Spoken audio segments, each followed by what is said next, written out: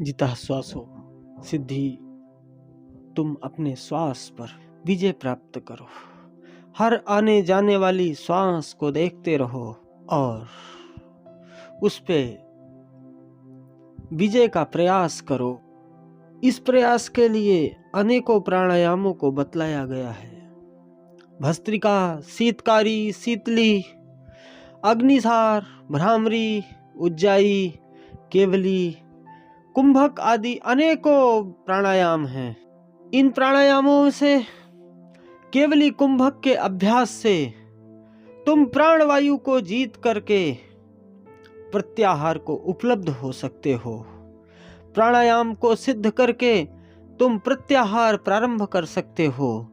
अपने इंद्रियों को अंतर्मुखी करो तथा निराकार अथवा साकार परमात्मा का आश्रय लेकर के अपने चित्त के दोष को नष्ट कर सकते हो।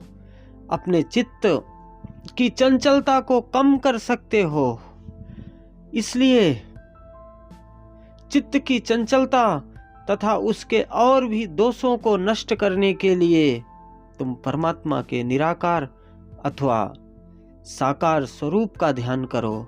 अपनी सुविधा के अनुसार, जहां पर तुम्हारे मन की चंचलता कम हो, उस प्रकार की कल्पना करके, उस प्रकार की भावना करके तुम ध्यान का अभ्यास करो। किंतु एक बात जान लो कि बिना साकार का आश्रय लिए बिना निराकार में तुम्हारा मन नहीं लग सकता। इसलिए तुम साधना के प्रारंभ काल में पहले साकार का ध्यान करो। अपनी अपनी भावना के अनुसार तुम अपने इष्ट के अनुसार अपने इष्ट की कल्पना करो। कुछ लोग साधना परलोक के सुख के लिए करते हैं, कुछ लोग लौकिक सुखों की प्राप्ति के लिए।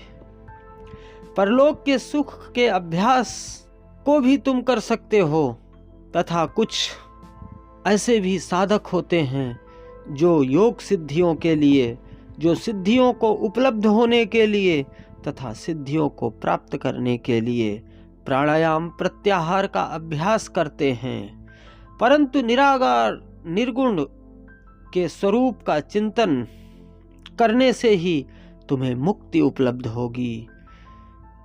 इस चराचर जगत में अर्थात देव, यक्ष, किन्नर, गंधर्व, तारागण, ग्रह, नक्षत्र, मनुष्य, पशु, पक्षी, पर्वत, नदियां आदि चेतन अचेतन जंतु सब में तुम ब्रह्म की भावना करो तथा परमात्मा की शक्ति को तुम पहचान लो, उसे जान लो। तुम पराशक्ति को जानो, तुम जीव शक्ति को जानो तथा परमात्मा की अपराशक्ति को जान लो।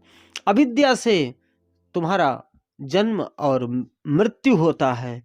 अविद्या के कारण ही तुम बार बार जन्मते और मरते हो। तुम्हें शुभ अशुभ कर्म फलों को भोगना पड़ता है।